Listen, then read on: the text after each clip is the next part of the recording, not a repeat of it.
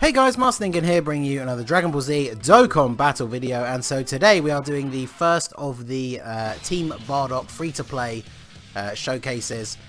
Fortunately, of course, as you guys know, unless this is the first video of mine you're seeing, I did pull the Bardock this morning in my summons. I already did a video showcasing him at 55%, and that will probably be one of the videos linked at the end. So it's a good thing I like. One of the reasons I was really glad to pull him is obviously when we show off these free-to-play Bardock units, because we don't get the LR Team Bardock until we've gone all the way through to the end and rainbowed every single one of them. Obviously the best team to run them on is the low-class warrior team under this new Bardock. I'm not entirely sure how I'm going to showcase the actual Bardock himself, because obviously you can't run this guy. And I didn't pull the Turles, so maybe let me know down below in the comments what you think. I was thinking maybe just like a Goku family team, and have him linked up with another Bardock, but let me know what you think. So we're going to go ahead and start off with the first unit, the Fasha. She is the INT unit. She causes supreme damage to the enemy and lowers attack and defense with her super, so very good. I definitely recommend additionals for her. Then her passive is defense plus 90%. So she's just defense, so she's very defensive orientated. Oh, this is perfect actually. We can have her linked up with Bardock and with Turles on the rotation. 7-6, 7-6. Yeah, okay. So she's not got any difference there. So she has a 50% chance built in of evading enemies' attacks, including super attacks. Randomly changes key spheres to a certain type to rainbow when there is an ally whose name includes Bardock, excluding Team Bardock. So if you're running the LR Team Bardock unit as a lead to run the actual Team Bardock category, they do not count. You do actually have to bring a Bardock as well. But I mean, you probably always will be, since the Bardock units are basically the best units on that team. So let's go ahead here. Let me just show you quickly her hidden potential. Obviously they work differently because they're those free to play. The ones that have their own orb system, they always work out different. So as you can see, her abilities add up to 15 and not 26. I gave her 8 additional 6 crit. Obviously, you know I like to give my units some dodge, but she has a 50% dodge chance built in. So I felt like this was probably the best way to go. And let's see how she can do here. So she's linked up with Bardock with Turles. So yeah, this is probably her best rotation straight off the bat. So let's see what she can do here. There's that 50% dodge.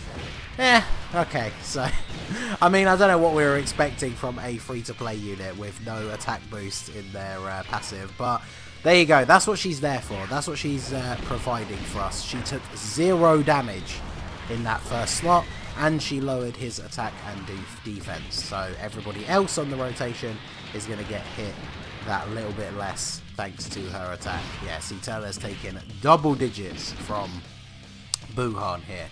So I do think she is definitely a strong free-to-play unit.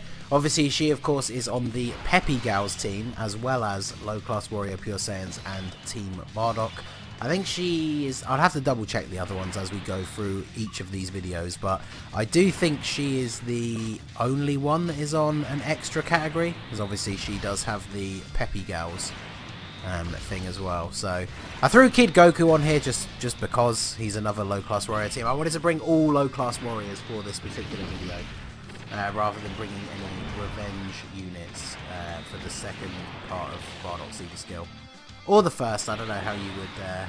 I consider him more to be a low-class warriors leader, because obviously Truth and Goresh already made videos about it, but the revenge category is definitely a little bit on the wonky side. So probably not the best idea to put the ape Bardock in the front slot there, since he can't really defend himself very well. But there you go. That's not what we're here for. We're here to see Fasha show out here. So obviously she's probably not going to do much better than that, in all honesty. But we do have Tora on the rotation. So let us grab these for you. Let's just try to transform Bardock, why not?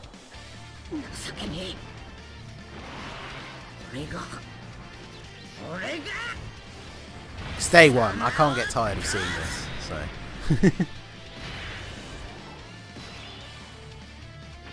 And yeah, it didn't affect... Oh, so it did affect their attack links. So there is a link that he loses. I might be saying Warrior Race, actually. Okay, so that did slightly lower her attack, so that is something to bear in mind if you are running these units on the same sort of team. So 17k from type disadvantage, not terrible, kind of annoying that she didn't dodge at all, but since this Boo can be attack lowered in pretty much every single phase, that's a very useful utility to have. I mentioned this in the video where I talked about the breakdown for like the LR team Bardock and the AGL Bardock, like before the banner actually came out and everything. Saying that I do foresee in the future, since they always seem to give us on, well, I say always, there's only been 2 sets of them, but the category Super Battle Road always seems to have like a joke category. Like at first we had Peppy Girls, then we had Ginyu Force. Since this team with their free-to-play LR and everything is basically done in exactly the same way as the Ginyu Force, I think it's probably not within the realms of impossibility that we actually get a Team Bardock stage for Super Battle Road at some point. Maybe not in the 3rd set, maybe only up until like the 4th set, because it is one of the newest categories to release, but that would be pretty cool. Because obviously you can't run this new AGL Bardock on that team, but you can run the physical LR Bardock. So, and then of course all the Great Apes versions of the team fit under that category as well. So you'll be able to use like the support Tora, who's very good. So yeah, that run would definitely be quite interesting for Super Battle Road if it comes to pass. So obviously once all of these guys are out, I will try doing a Super Battle Road run. I don't know whether to do Pure Saiyans or the Super Class only stage, but I guess we'll see once we come to it. I imagine the Super Class one is probably slightly easier because that was out of the 2nd set rather than the 3rd, so back in the day you were able to complete it with 120 leads if you needed to use like Tech Vegito Blue or STR Rose to do those super and extreme ones. They were slightly harder, most people did do it with categories, but it could be done with a 120 leader. So I guess we'll see. Let me know down below in the comments which you would prefer to see. Once we get to the full Bardock squad, do you want to see them on the Pure Saiyans Super Battle Road or the Super Class only? So, but there you go. So Fasha obviously not really putting out a lot of damage. That's kind of not what she's here for, as we've already said. She is mainly here to nerf the enemy, and she does have that built-in dodge chance. I think she's probably one of the units worth bringing on the Team Bardock team. Maybe as like an off-rotation floater, because whilst she isn't a support unit that supports everyone directly in terms of actually giving them a stat increase, she does of course lower the enemy's attack, which can be very, very useful. And then we get an ape transformation, because of course we do. We couldn't risk bringing apes on the team without getting an ape transformation. But the good thing about Bardock's leader skill is of course the fact that he gives 4 ki. So when you do get great ape transformations, it means they are starting the turn with 8 ki rather than 6. And so then it is a little bit easier for them to super attack. So as you can see here, we were able to hit supers in all 3 spots. So definitely not too shabby. And of course, unable to take damage here. Less than 1 million attack stat though on a 170 lead team. So yeah, it would definitely be nice if the Bardock team... I misclicked there. No, it would definitely be nice if the Bardock team Great Apes actually got easy A's, but that's one thing about this celebration that seems confusing, and I know Goresh talked about it in his Saiyan Day video, but like, they haven't announced any easy A's. We're all hoping that Marseillan would get one. But after, I don't know if it's active now, I'd have to double check that, but the Marseillan Dokkan event becomes available every day, but like, none of the units that awaken with his medals were featured on Bardock's banner, and no easy A's have been announced in the news. So that seems kind of weird. I don't know if they're like waiting to announce that it's coming with a part 2, but like, they don't normally do that, because obviously with the Cooler celebration, the Omega Easy A, even though it came out like over 10 days later, that was just there in the news, in the details about the celebration. So I don't know why they would keep it hidden for a potential part 2, maybe. I don't know. So all hope is not necessarily lost.